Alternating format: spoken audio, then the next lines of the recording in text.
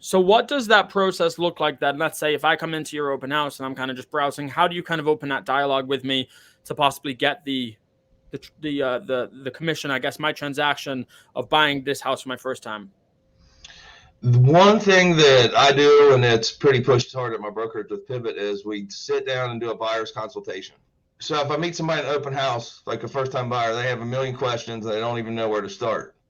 So I can sit down and have a buyer's consultation with them, walk them through the whole buying process from getting pre-approved all the way to the closing, with inspections, appraisals, come up with a game plan, and lay everything out nice and easy for them. Well, there's something that happens before the buyer consultation, I'm assuming. Like the first conversation, you don't start with a buyer consultation. So what does that first interaction look like? So at an open house, they come in and they literally have no idea. They just saw an open house and find out they've been renting. They don't know if they can buy or they can't buy. And I just start giving information, give them as much information as I can and show some value. And it's pretty easy to get them to meet. So what are the kinds of things that they're saying? Like, I want to get into the psyche right now of this first-time home buyer. So he or she comes into the open house. So let's say it's a couple, right? So a couple comes into the house. They've been renting. Like, what is the conversation? What kinds of things are they telling you? They're concerned. They don't even know if they can buy a house. They don't even know what the credit score that's needed. They don't know if they need to call a realtor or a mortgage person first.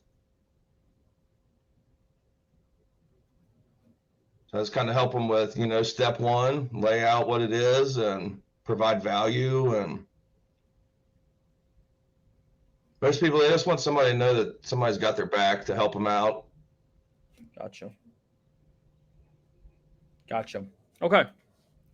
Yeah, I mean, the avenue that I'm thinking right now, it's fairly straightforward and it seems like it would really work right now. And it's kind of just a repurposed version of what you're already doing. So let's say you said a lot of the transactions that you're doing are first-time home buyers from open houses.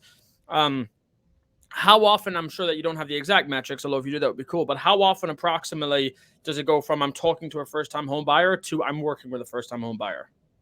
Probably 50% of the time. That's fantastic. Fantastic. So 50% of the time, a first-time home buyer conversation leads into a conversion of some way, shape, or form. Yes, because there's a lot of realtors. Some people, they talk to realtors and they don't get any information. And sometimes realtors don't want to work with first-time home buyers because they take a little extra effort. So when I meet them and just show that I actually care about what their concerns are, what their problems are, sometimes people are just looking for a helping hand, Yeah, absolutely.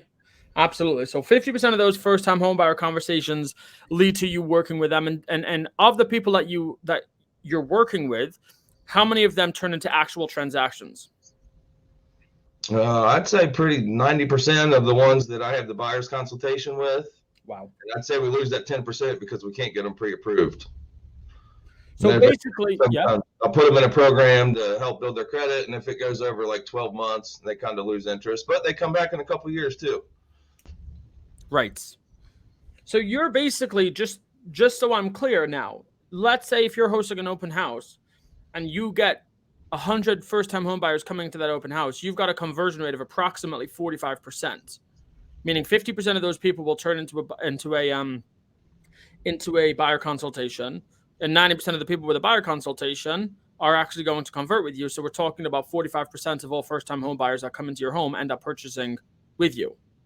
That's about accurate, yes. That's outrageously good. That's outrageously good. So the question is very simple. And I mean, listen, we could do all of this. The scale engine right now is fairly straightforward. I mean, we could look into you and who your avatar is and really dig into the psyche of them. But to tell you the truth, we just need to get in front of as many of these first-time home buyers as possible. Yes. Right? And because if you're converting a 45%, and I'm telling you right now, if we're going to run a webinar, you're not going to convert 45% of them. But like, let's say even if your number is 20%, which I would be flabbergasted if it was. But if your numbers are 20% of a webinar, like your numbers should probably be about 2 to 5% of a webinar if you're doing it properly, if you're doing it well. Mm-hmm. But you're hitting 45% of conversations right now as long as you're getting the right kind of first-time home buyers into this program. So you certainly need to be doing as many open houses as possible. To be honest, the other thing that I would do is I don't know if you have a team. Do you have a team right now or anything? No. Okay. if you ever did want to get a team, I think for you to double down as a first-time homebuyer agent would be fantastic. And basically, you just get as many agents as possible, running as many open houses as possible, and then you literally just go around the city finding as many listing agents as possible that are busy, and just have your agents underneath you host their open houses. I mean, this is absolutely phenomenal. You just need to. It's a quantity game.